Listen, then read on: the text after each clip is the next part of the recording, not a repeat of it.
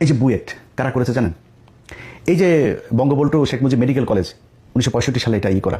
আপনি দেখবেন যে পাকিস্তানের এই যখন কিনা আমাদের 1971 আগ পর্যন্ত যখন একসাথে ছিলাম তখন পর্যন্ত আমাদের দেশে কি কি মিল কলকারখানা কি হয়েছে, হসপিটাল, স্কুল, কলেজ যা যা হয়েছে এটা তো এখন আছে, তাই না? আমরা গুগলে সার্চ দিলে পাবো না? আচ্ছা ভাই, আপনি কি জানেন যে এই যে বুয়েট কারা করেছে জানেন? এই যে বঙ্গবন্ধু শেখ মুজিব মেডিকেল কলেজ 1965 সালে এটা করা। সেখান থেকে এসে তারপরে আপনার এটার নাম দিয়েছে 1998 সালে, এটা নাম পরিবর্তন করে তারপরে আওয়ামী লীগ এটা করেছে।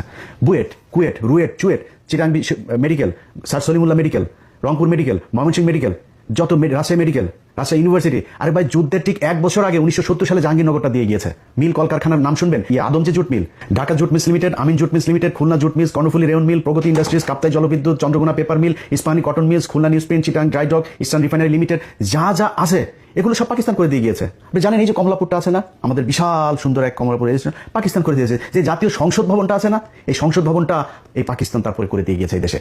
আপনি আমার বলেন 1971 সালের পর থেকে ঢাকা মেডিকেল 1921 সালে প্রতিষ্ঠিত, কিন্তু এটার বেশিরভাগ যে বিভাগগুলো আছে, ঢাকা মেডিকেলটা ব্রিটিশ আমলে করে দেওয়া, এটার যত মানে এই এক্সটেনশন সব পাকিস্তান আমলে করা হয়েছে।